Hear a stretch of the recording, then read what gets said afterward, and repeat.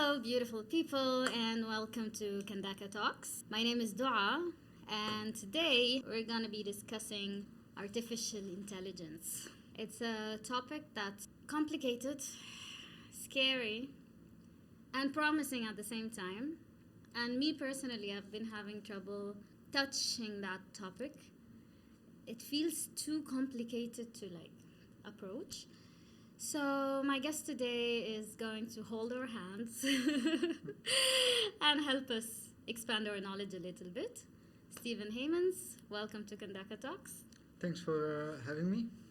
So, what's happening? Artificial intelligence, machine learning, deep learning. I'm just gonna tell you all the weird words I've been learning that I know nothing about. Artificial intelligence, machine learning, deep learning, agents, ChatGPT, chatbots. What's going on? What's happening? Yeah, so about 1 year ago, I was very similar. I also had no clue what all of this meant, and it was so confusing, and it's so scary to even start if you don't know what all of these concepts mean. What's happening in general is that we finally have a very easy way to communicate with computers, and computers can actually understand our language, can understand also our images, can generate language, can generate images, and this is very different to how we would communicate with computers before, and this unlocks a lot of potential. So many people obviously are familiar with ChatGPT. It's the best product launch in history, with 100 million users within I think it's only 1/10 of the time from the Instagram or something. So it's really fast. So obviously a lot of people know ChatGPT, but it unlocks a lot more potential because now we can instruct a computer, and then the computer can do lots of different tasks for us, and we can basically program the computer just with our language, just with our voice, with a chatbot, and that's something very new, and it actually makes computers more accessible to a broader audience.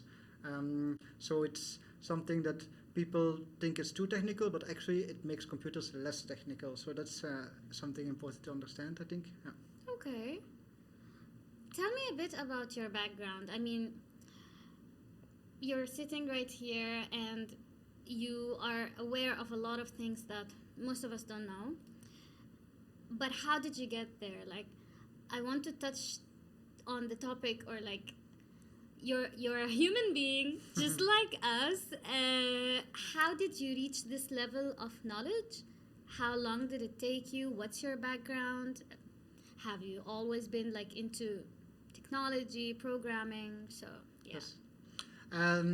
So my background is in business and marketing. So not technology at all, actually. To be honest, I also never wanted to program. It looked complicated, but also not very interesting. I'm more into human science, like marketing or psychology or these kind of topics, or business, human resources, and my study was business and marketing. Then I went on to work for a large business as a brand manager. Then I quit my job to travel the world. I noticed that working for a large company wasn't for me, and I wanted to do something on my own. So I traveled the world for 8 months, and then I started my own company, which is a restaurant business. So I open restaurants, and I manage them, and I mainly do the marketing. And then about 1 year ago, I by accident actually I took a break from my restaurant business, about 1 month. Not really a break, I was still doing it, but I wanted to learn something else, and I initially started by learning blockchain. That was back then the interesting topic to learn. What year was that? That was actually behind, it was during the FTX collapse, so it was on the news. It was the month before ChatGPT launched, so 1 year ago. Okay. It was. I always felt like I wanted to understand that a bit more, especially because it was in the news, lots of things were happening, but I never had the time, so I decided to start learning blockchain. And then I went to this event of blockchain and AI and how these two technologies will work together in the future. And on this event, I actually saw the event actually didn't happen because back then AI wasn't popular. Like it was before ChatGPT, so nobody came to the event. But in order to prepare well for the event, I studied a bit on AI because I wanted to like figure out what is all this about. And because I was doing that, I noticed the potential of AI, and that's when I decided, okay, I'm just going to study AI. I just noticed that it was getting big, and it was before ChatGPT, but then obviously ChatGPT came along, everything exploded, and then I really decided, yeah, I'm not going to do anything else until I figured this out. You know, what does this mean for me, for my business, for society? So I've been studying AI since then for 1 year, from no technological background. Yeah. 1 year. Yeah.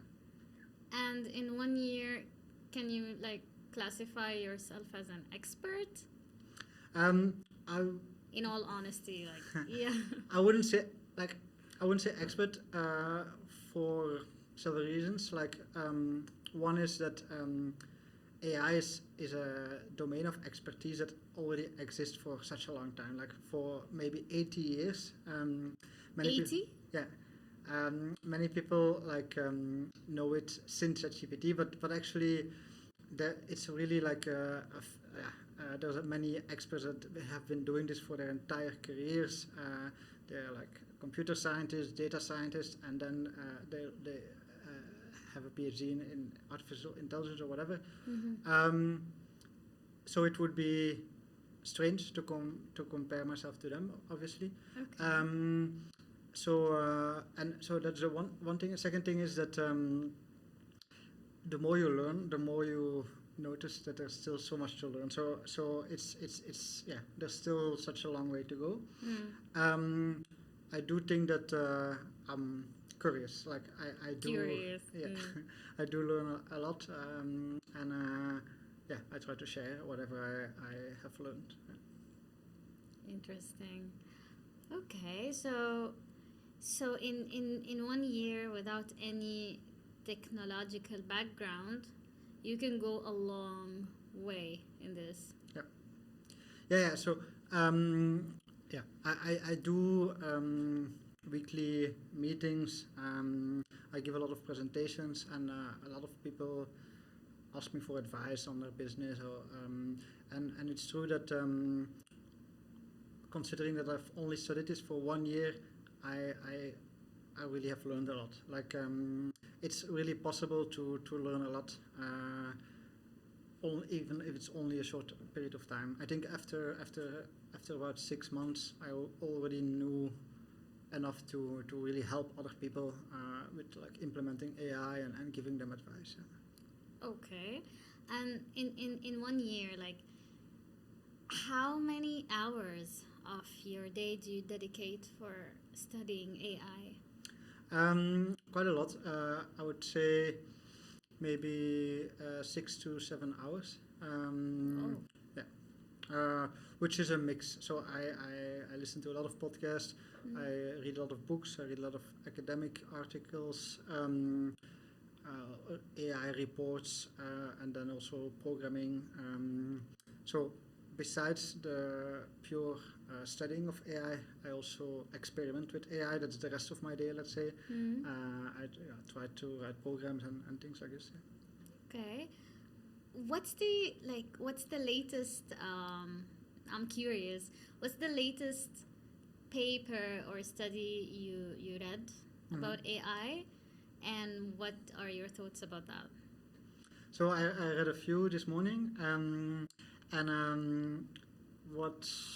Yeah, one was interesting. It was about AI agents, and about how to build an agent with a cognitive architecture. So basically, how to maybe first I will explain a bit more what an agent is. Yes, please. So people are familiar with a chatbot, but a chatbot just replies to your message, while an agent. Chatbot like ChatGPTs. Yes, yes. Okay. So that's it's just replying to you. What an agent does is it's similar in terms of user interface. You can just chat with it, but behind the scenes, it actually does a lot more. So it uses, for example, plugins to look for relevant information. It has like a memory of your past conversations, but also all the different actions it took. It has a knowledge base of books it can look for information. So you basically you take the large language model, which is like ChatGPT, and you build an entire framework around it of memory, of tools, actions it can take, capabilities, just like a real human, basically. Yeah, it's like best way to describe it. It's like a virtual human being that we also have. Besides our ability to speak language, we also have a memory. We have different skills.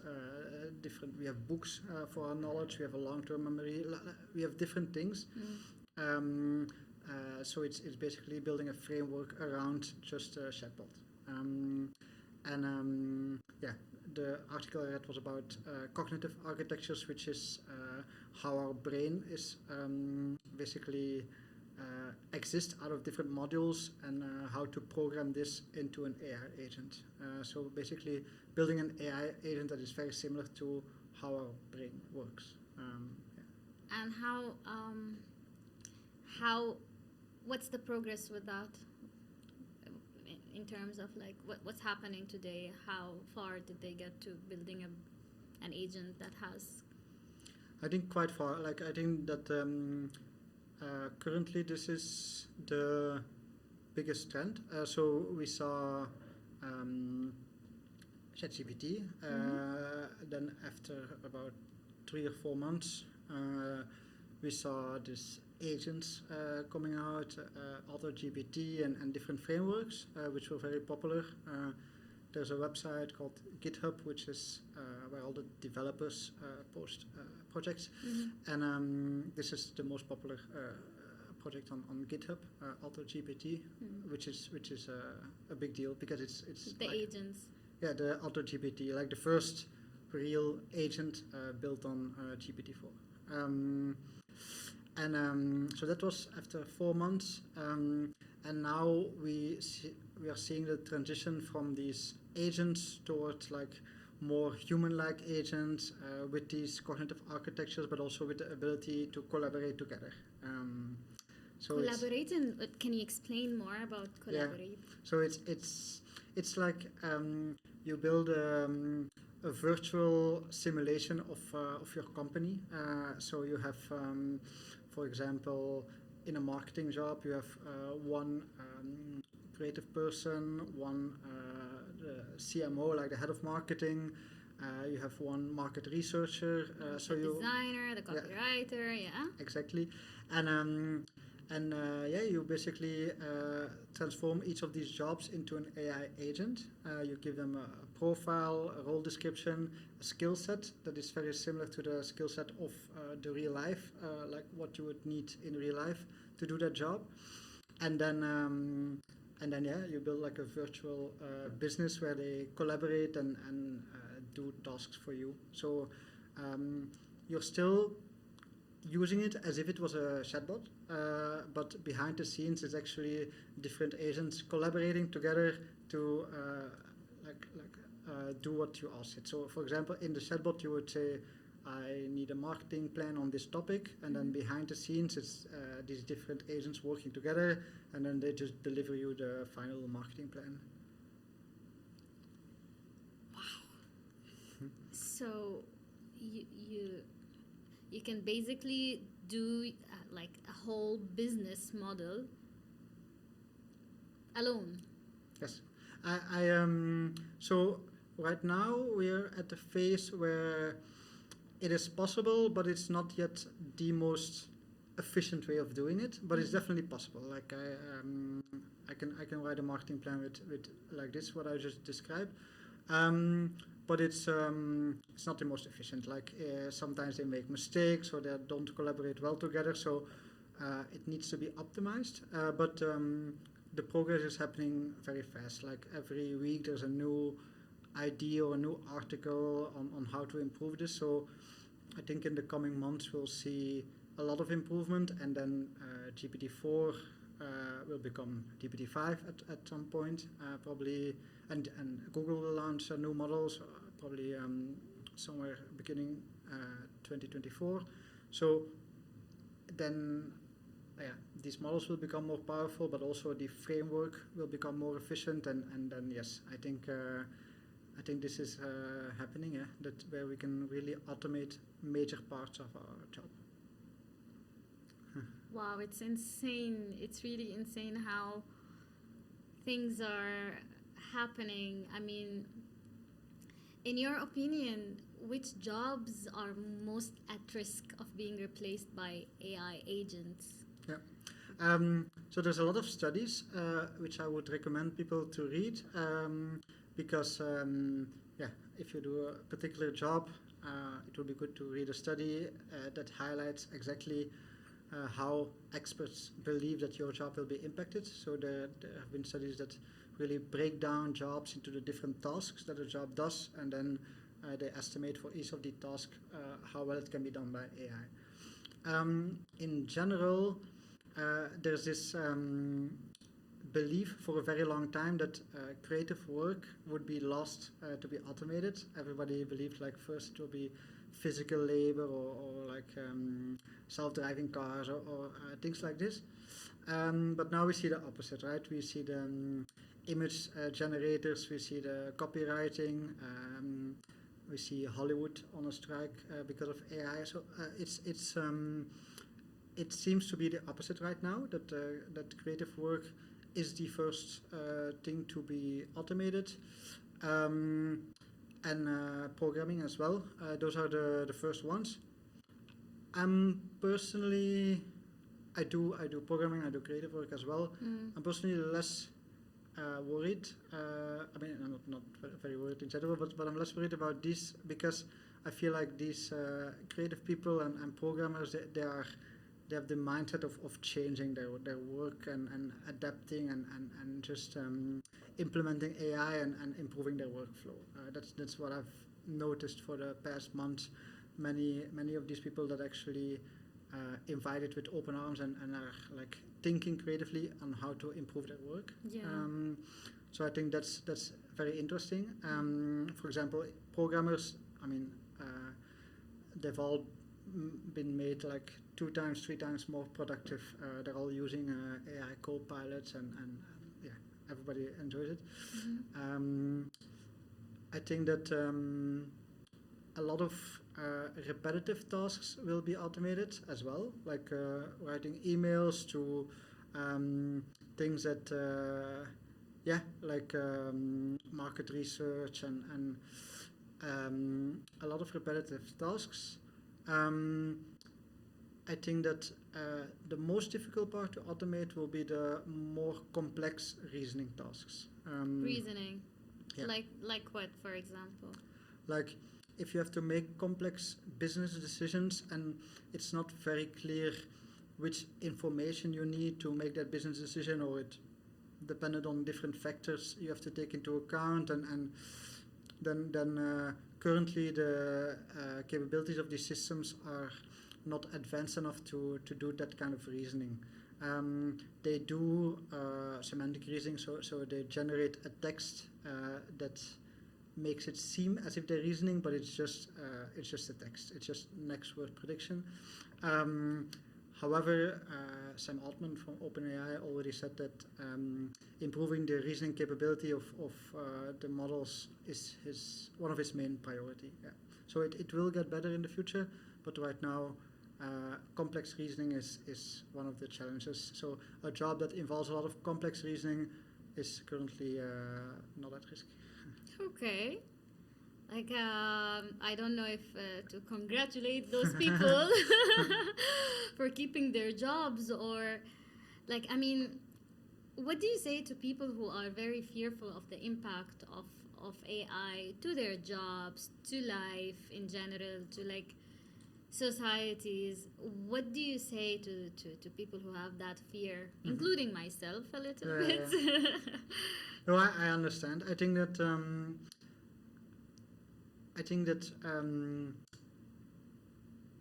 fear, for me, fear is a little bit a choice as well. Like I think that we can choose to worry, or we can choose to take action. To take action, meaning we can learn, we can experiment, we can do something about it. And I think that the people who take action shouldn't be fearful. Like, there's nobody I know that is actively working with AI that is very fearful. Okay. It's mainly the people that are not working with AI, but they understand the potential of AI, that are fearful. So my advice would be to start working with AI and start learning it, because if you learn it from a point of curiosity, then it's actually very exciting how it can help us, how it can help society to improve. It has so much potential. I think it's true that people who don't learn AI or don't understand the basics of AI are at risk for a job, but also at risk for other, like for example, a scam, with deep fake technology, or something like this.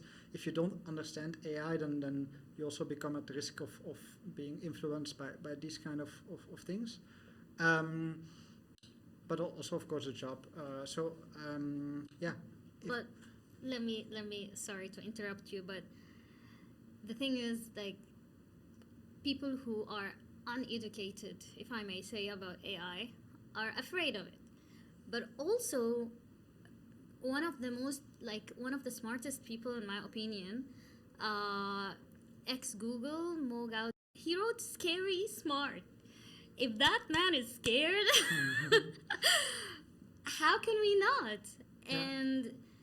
And like, I'm sure you've read the book.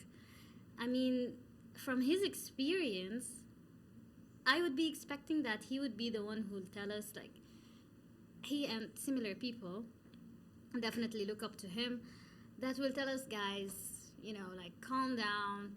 The benefits are 1, 2, 3, but there is a scary part to it, and how fast it's like advancing. It's kind of scary, and like, it's not just the issue of losing a job, but when you sit down and imagine, I'm sure you have these thoughts as well, like, how far can this go? And in a short span of time, I mean, if it's advancing so fast, in 1 year, ChatGPT was introduced. We're celebrating its birthday this month. We're shooting in October, guys, so I don't know when this will be released. But in 1 year, in the span of 1 year, the impact it has done is insane. Like, you cannot catch up on what's happening. I can't even wrap my head around the impact it will have in 3-4 years. What is gonna happen? So that the idea itself is kind of scary, to be honest. Yeah. So I agree. Like, just to be clear, I agree. I think it's even underestimated how fast things are going, because if you're really in the space, and you can see, like, there are literally thousands of research papers published every week. Like, every major or every university around the world is working on this. All the software companies are working on this, investing a lot of money, like billions and billions of dollars. Wow. Then there's also the, like, geopolitics, like countries are like competing with each other. So there's so much going on. And on top of this, there is this thing called, like, the scaling laws, meaning that the more money you put in, you get it back in terms of intelligence and new capabilities that nobody predicts that it would be able to do, right? So it's like immersion capabilities, and it's exponential. So it's like the GPUs, the chips get better, more money gets poured in, then there's more research. So yeah, it's really moving very, very fast. I'm not fearful just because that's that's the change, that's the society, that's the situation, and there's nothing I can do about it. And being fearful about it, worrying about it, won't change the situation in any True. way, and it won't change my personal situation, right? So it will just make me worried, and I don't really see the point of worrying.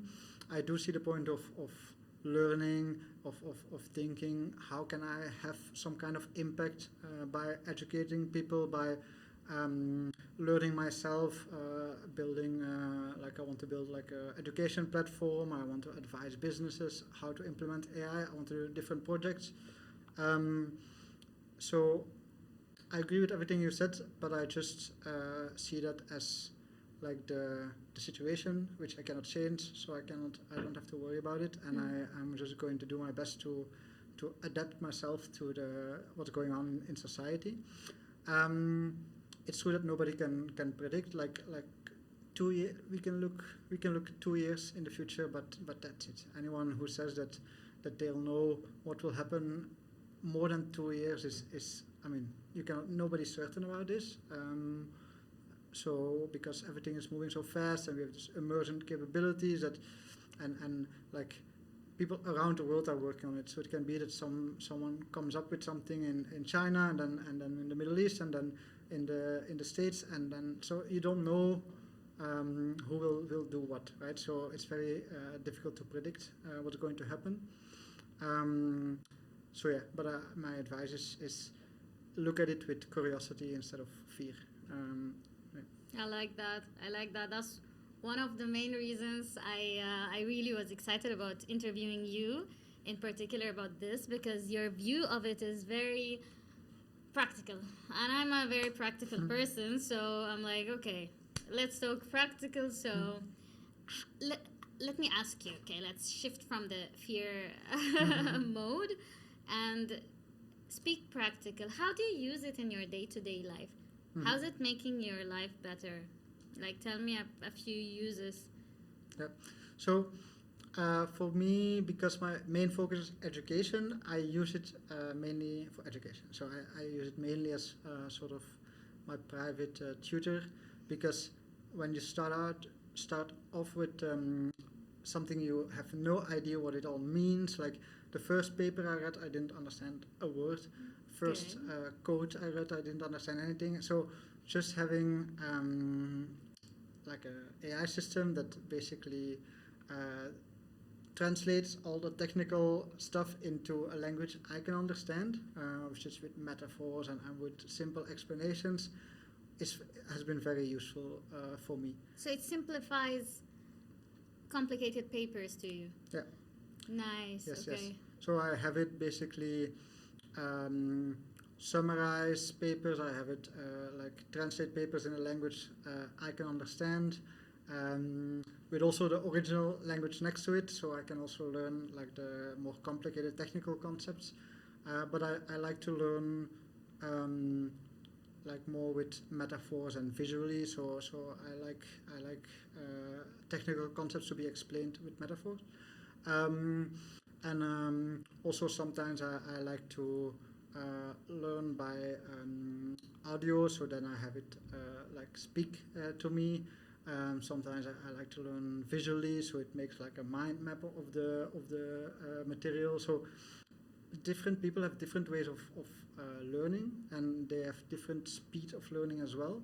And I think this is why like having your private AI tutor is really super beneficial. You can also, if you don't understand something, you can ask questions until you understand it. You can test yourself. Like usually, when I ask you to explain me something, I just say it in my own words, and then it needs to correct me to tell me if my understanding is correct, the way I rephrase it in my own words.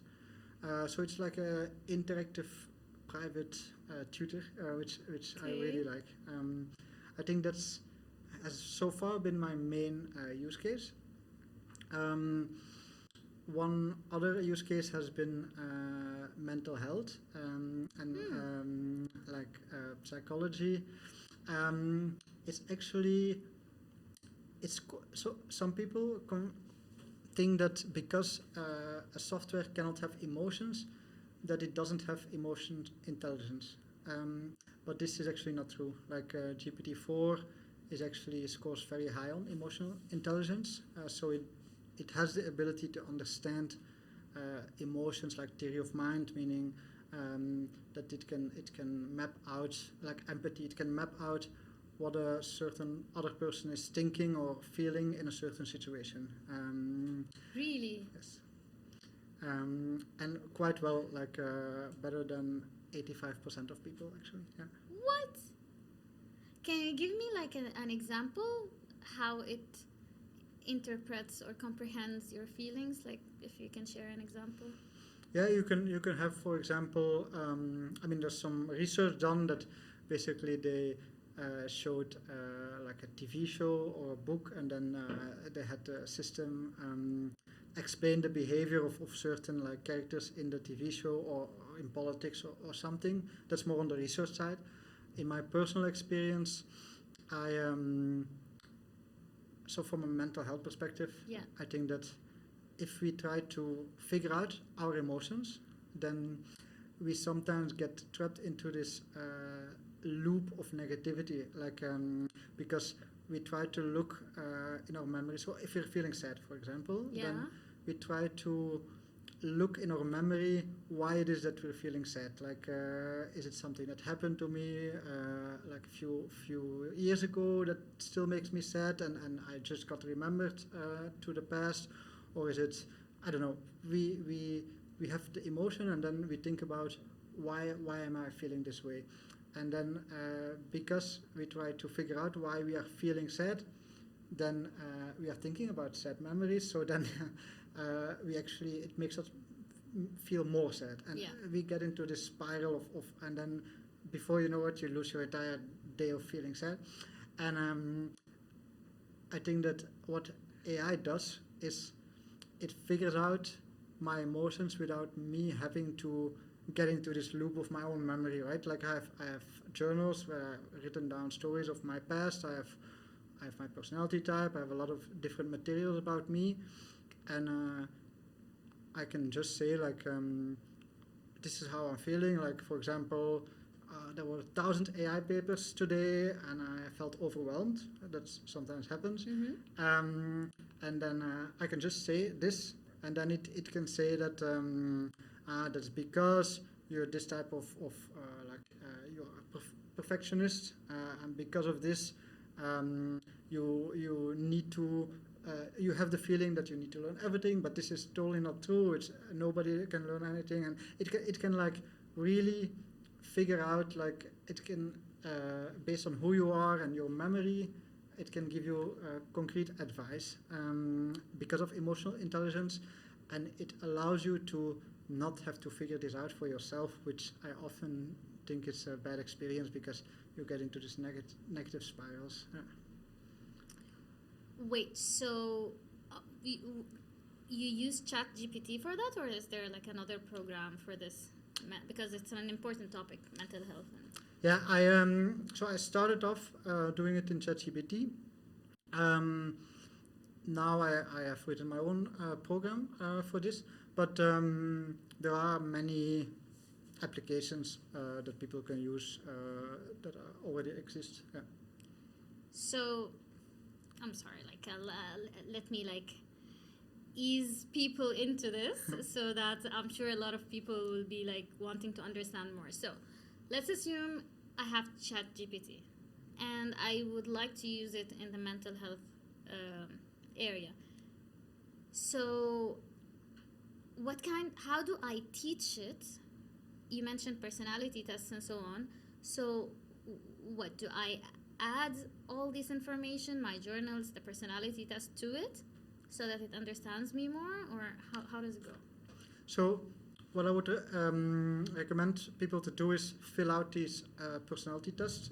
There are so many different ones online. This is interesting because it basically compresses a lot of information into a small concept, right? If you have the result of different personality tests, then in a very small paragraph of text, there's a lot of information about you that AI understands. So AI can make a lot of associations based on this small paragraph of text, which is just your different personality types and stuff. And then so that is something that I would recommend putting in the system message in ChatGPT to make sure it understands who you are. On top of this, try to give it your job description, your goals, what you like to do in life in general. Mm-hmm. And then on top of this, there is you can give it a long-term memory, but I don't think you can do this in ChatGPT itself. But there are definitely programs like ChatPDF or something, or there's a lot of programs online that you can give it basically a memory, which is basically your journaling. So you can have all your journaling records, and then whenever it answers a question, it can find reasons, retrieve it from your journaling records, and then try to come up with the answer. Yeah. Wow. So you basically have a psychiatrist on your phone. Yeah, I think that it is obviously psychiatrists are trained. If people have serious issues, and then they should go to a professional. But I think that it is still useful because it's sort of exercise that we can all use. It's not many people go to professionals. Not many people can afford it, or there's also this stigma around it. But not everybody, but a lot of people they do they go to the gym, or they do some kind of physical exercise, but not a lot of people do mental exercise, which is a bit strange because your mental health is so important. It's what determines a lot of things in life actually, and it is something you can actually train and you can improve, and you can rewire your brain to just become more happy and have a better mindset and do more things in life. So I think that mental exercise is very important, and now we have basically AI tools that can really help us to do this. It can help us to figure out, understand our emotions, what we are feeling. A lot of emotions that we are feeling are not, let's say, it's our mind fooling us a little bit. For example, when you watch a scary movie and you feel afraid, that's just our mind playing tricks on us, because there's no reason to be afraid at that It's moment. a movie, yeah. Right? So I mean, that's just an example, but it happens so many times in life that our mind it's still our, let's say, the monkey brain we used to have, and it's not familiar with all this technology and these different concepts, so it often generates emotions that are not appropriate, and by understanding them we can really figure out that actually it's not necessary to feel this way. So I think that trying to decode our emotions, but also trying to exercise a better mindset is something that AI can really helpful with, and it's so beneficial. Yeah. Wow. It's insane how much you can benefit from it. Okay. And how do you manage to stay updated? Do you have what's your favorite resources to get information and stay up to date with everything that's happening? So I like podcasts a lot. I me do. Too. Thus. Indeed. I literally so every morning I check all the new podcasts. So I follow a lot. Every morning there's between 10 and 20 new episodes of all the podcasts I follow. So All AI related, or? most of them, yes. I also follow other ones, but maybe 80% is AI related. Yeah, so every morning I kind of make a selection of what I'm going to listen to during the day, which is quite a lot. I think about 3 hours, maybe 4 hours a day sometimes. Listening to podcasts. Sometimes it's just playing in the background, not always actively listening. I usually make a selection actually, what is the podcast I want to listen to actively and what is sometimes just background. So that's what I do in the morning, just decide which podcast I'm going to listen to that day. And then on top of this, I check the research papers that have been published. It's so much that I do this on a daily basis now. Okay. I do this with a program, with an AI, because... Your tutor. Yeah. Okay. Yeah, like my tutor has a friend which is a market researcher that gathers information from the web to be up to date with the knowledge base. Okay. So this is my, let's say, researcher that basically downloads all the summaries from all the papers that get published on a daily basis, downloads all the AI reports and news articles, and just basically dumps everything into a database, which then I can use to educate myself.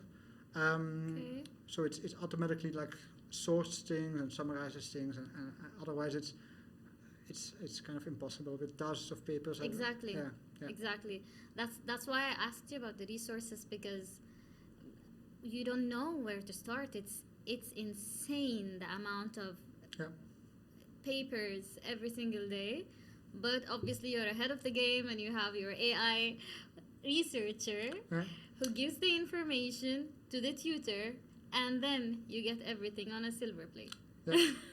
And I think everybody in AI uses AI to otherwise it's impossible to keep up. So I think that I cannot imagine AI researchers not doing it like this. But obviously for other people not like technical, without technical knowledge or just getting started, I don't really recommend reading the research papers. I just recommend doing the podcast mainly.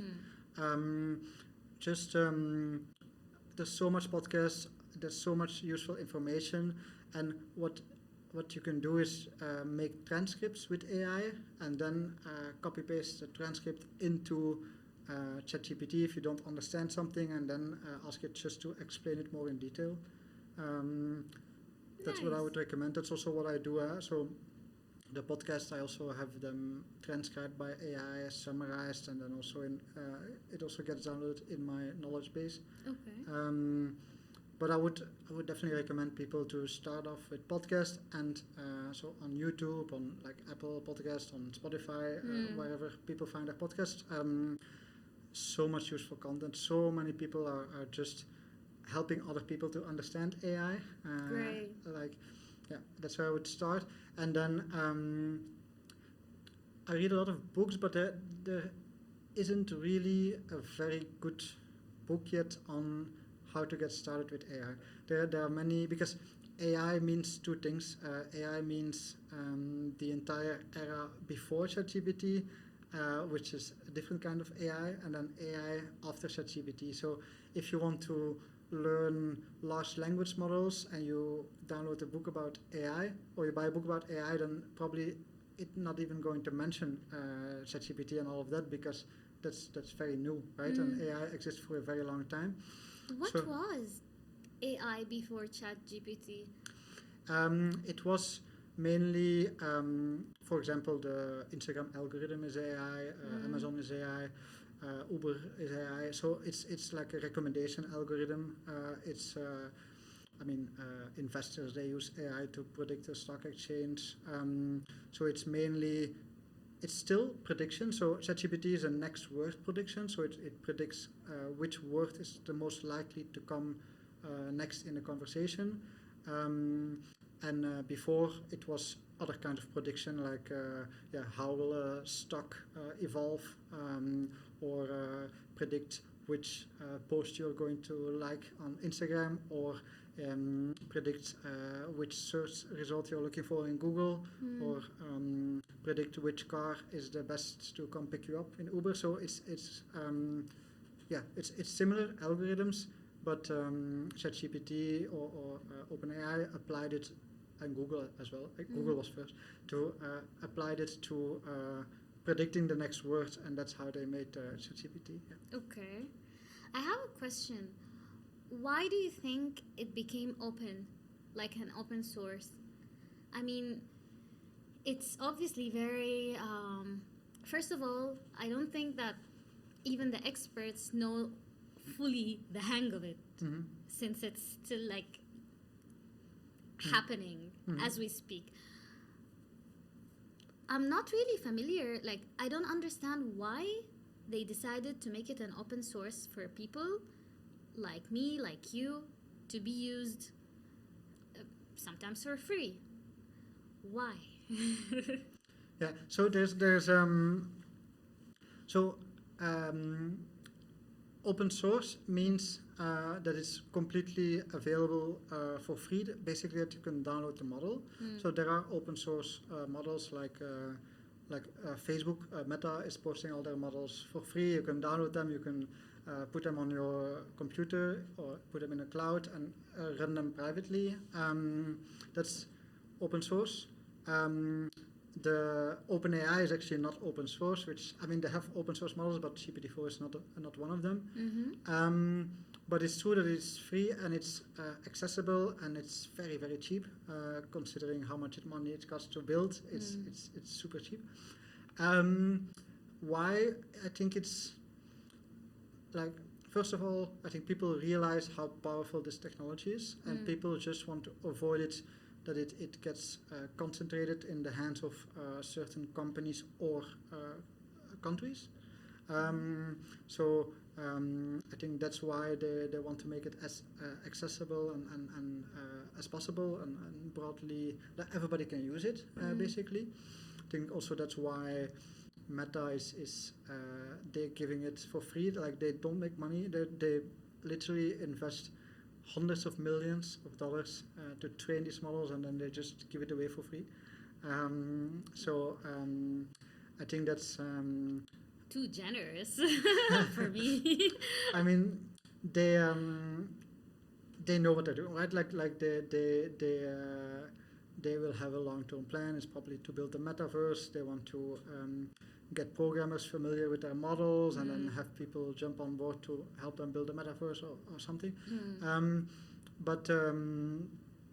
I think that why is because people want to make this as accessible and open as possible, because it's going to be more like an infrastructure, not a something that's owned by one company, but much more like the internet, right? Like, everybody has access, or not everybody, but most people have access to the internet.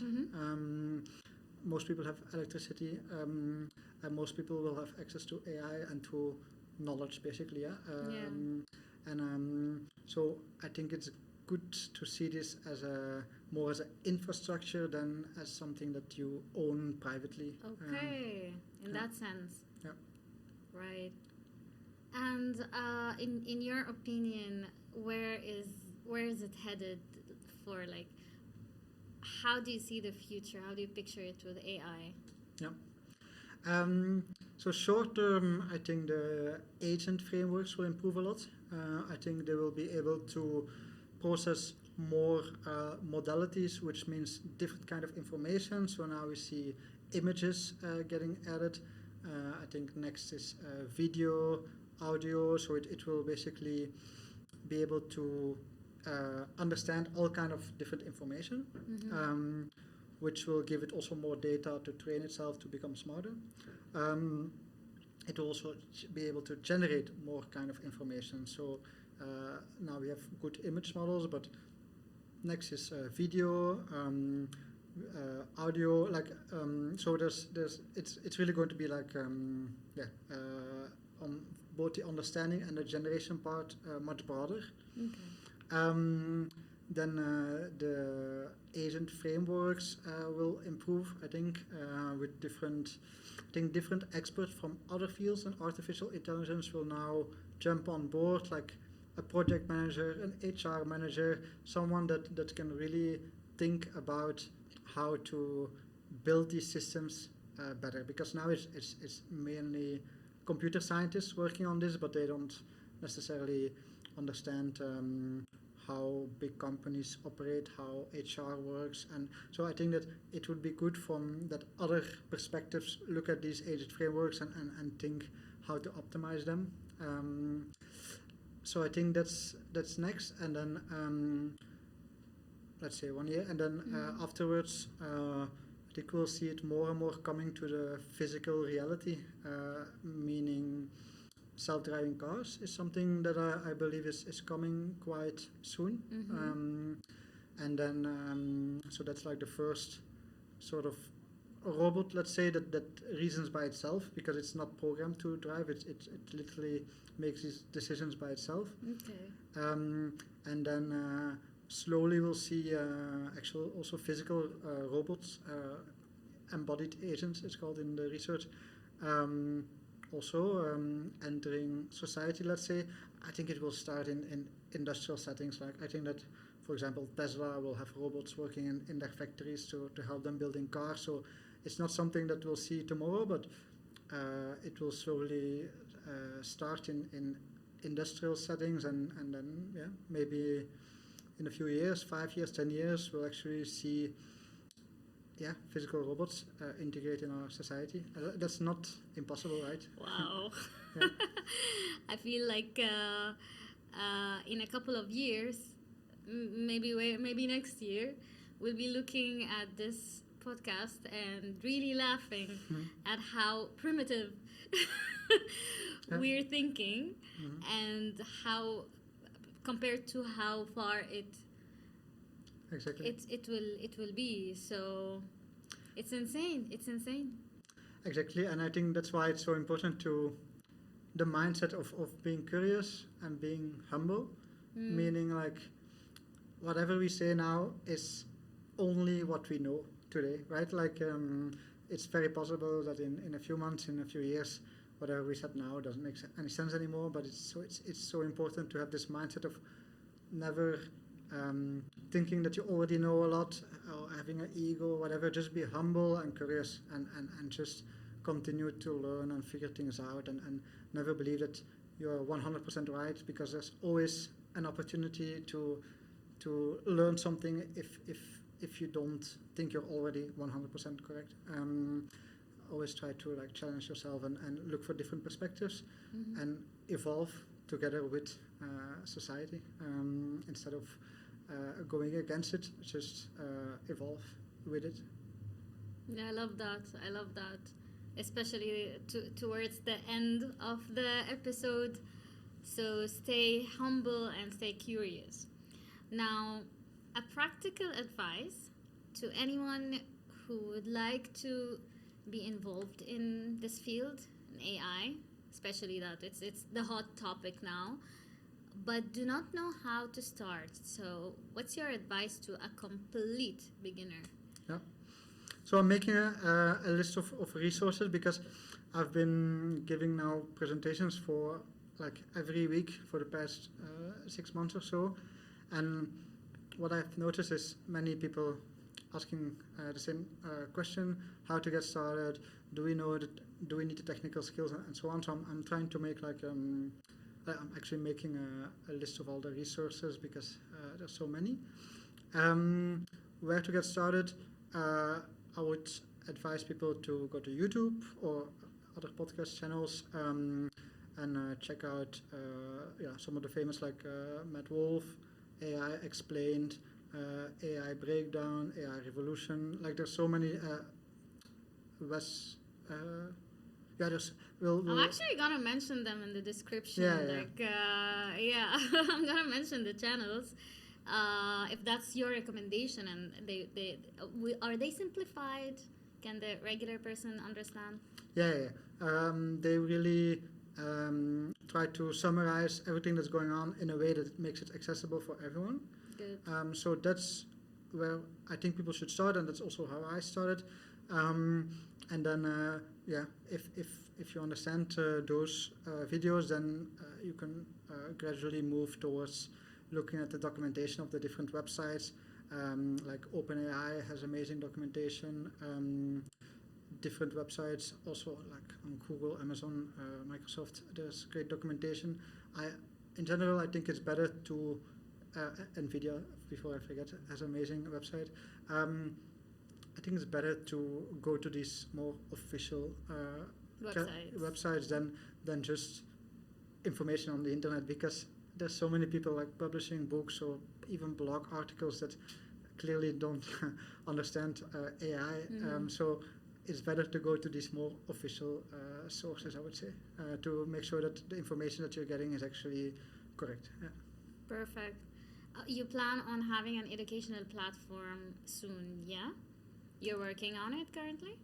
Yeah, I have many ideas, but in general, I feel like there needs to be a way to get more people on board into the AI movement. So yeah, I'm working on something that basically have my AI research agent and tutor agent and different agents post everything they're learning on some website, so people can actually see it, and then they can also like maybe post a challenge that they're having in their life, and then the agents will come up with answer or resources to learn to address that challenge.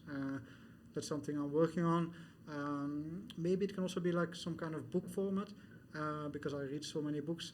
I would like to write one or have with the help of AI, but I am not sure about the book yet, because I feel like it's also a bit of outdated. I think that more like the interactive content can be more beneficial, I think. Great. I'm gonna add your website so people can manage to reach you. And thank you so much for coming here, simplifying things, and it's been amazing. I'm pretty sure people learned a thing or two, and I really hope that this episode helps people lose the fear factor and actually get more curious and go for it. So thank you so much. Appreciate it. Yeah, thank you very much for inviting me. It was very interesting. Thank you. Thank you everyone for watching. Subscribe.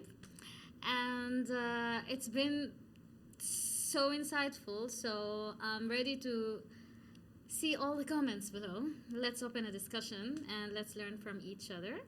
Thank you so much for watching. Till next time.